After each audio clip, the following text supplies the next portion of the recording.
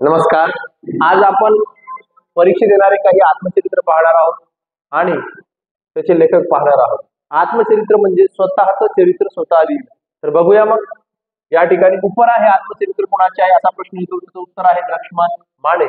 नंतर उचल्या हे कोणाचं आत्मचरित्र आहे? त्याचं उत्तर येतं लक्ष्मण गायकवाड. आणि सर्वात प्रसिद्ध आत्मचरित्र म्हणजे श्यामची आई. श्यामची आई हे कुणाचं आत्मचरित्र आहे? तर साने गुरुजी. त्यानंतर लमान हे कुणाचं आत्मचरित्र आहे? तर श्रीराम लागू. नंतरचं आत्मचरित्र आठवणीचे पक्षी प्र इ सोनकांबळे यांचं आत्मचरित्र आहे. नंतर उद्ध्वस्त व्हायचंय मला हे आत्मचरित्र आहे मल्लिका अमर शेख यांचं. त्यानंतर कोल्हाट्याचं पोर हे आत्मचरित्र आहे डॉक्टर किशोर शांताबाई काळे. परीक्षेमध्ये बऱ्याच वेळा कोल्हाट्याचं पोर हे पुस्तक कुणाचे आहे असा प्रश्न आलेला आहे. उत्तर आहे किशोर शांताबाई काळे. या ठिकाणी चित्र पण दिसत आहे आणि इकडे पण पहा कोल्हाट्याचं पोर डॉक्टर किशोर शांताबाई काळे. नंतर तराळ अंतराळ शंकरराव खरात यांचं आत्मचरित्र आहे.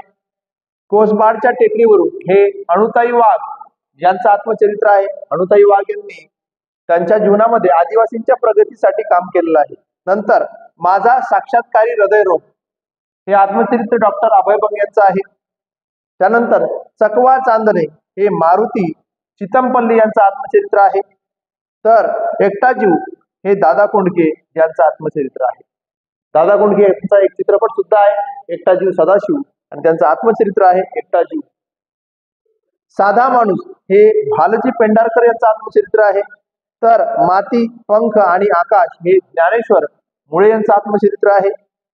वाटेवरच्या सावल्या हे ग दी माडगुळकर यांचं आत्मचरित्र आहे. परीक्षेत आत्मचरित्र विचारलं जातं. धन्यवाद.